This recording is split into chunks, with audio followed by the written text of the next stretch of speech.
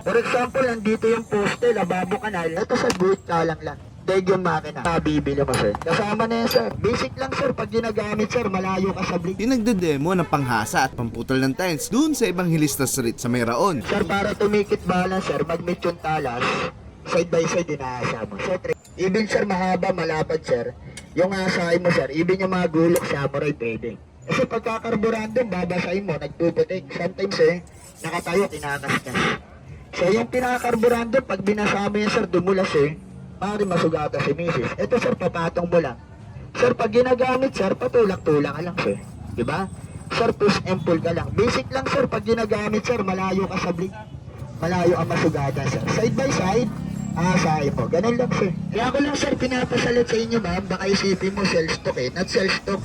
Sir, this is reality, sir. Yung talas, pag umislice ng papel yan, sir, parang blade. So, parang laba po yung talas. Tsaka yung maganda rito, sir, hindi lang to sa mga itak.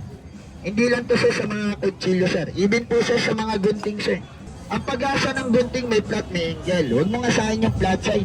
Yung mismong angle side lang. Sir, pull and backward. Sir, puro patak lang. So, same procedure lang, sir, ha. Gunting, sir, sa tela. Sir, sa damo, sir, sa box, sa yero, sir. Sir, pipede mong asahin dito, sir. Remember, ang pag-asa ng gunting, sir, pull and backward. Ganun lang, sir. Sir, puro patak lang, sir. So, same procedure, sir. 5 beses may nasa, sir. Ganun din sa kabila. Sir, para pantay ko. Ngayon ito, sir, kahit stainless. Sir, papatong mo lang. Ito, madali lang. So, handle lang hawak ni Mrs. Sir. Sir, push and pull ka na lang. Pag tinulak, asa. Sir, pag ginatak, asa. O, so, both side ng talim, asahin mo. Basic lang yung trabaho, sir. Totally, pag sinabing tayo, sir, grinder. Sir, pag pumutol, sir, maingay.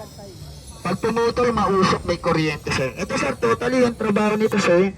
Bubuhitan mo lang. Pagka nabuhitan mo yung tayo, sir, provide ka lang ng kalang stick. Kung gusto mo ng diretso, gamit ka ng ruler.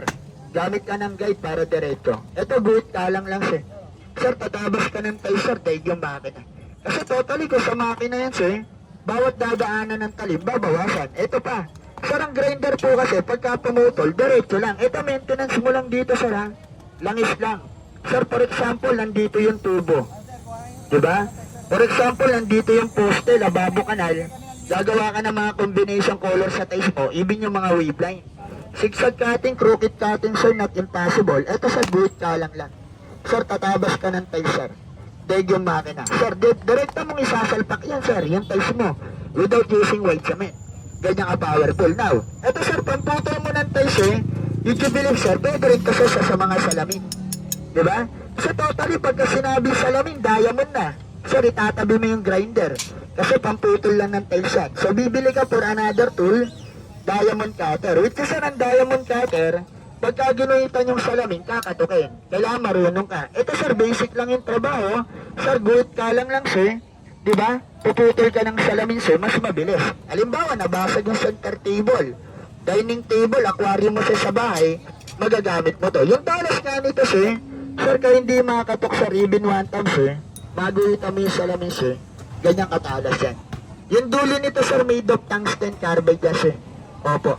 Yung presyo naman ng cutter, sir, 200 lang yan. Sir, parang 2 cutter na. Sir, yung mabibili mo, sir. Kasama na yan, sir. Sa 200 pesos, giveaway na to, sir. Kung magpapalit ka, sir, tornilyo lang. Okay? Opo. Ayun yung pamputol ng tiles, sir. Ayun yung pamputol ng mga salamin, glass cutter, sir, tile cutter, sir.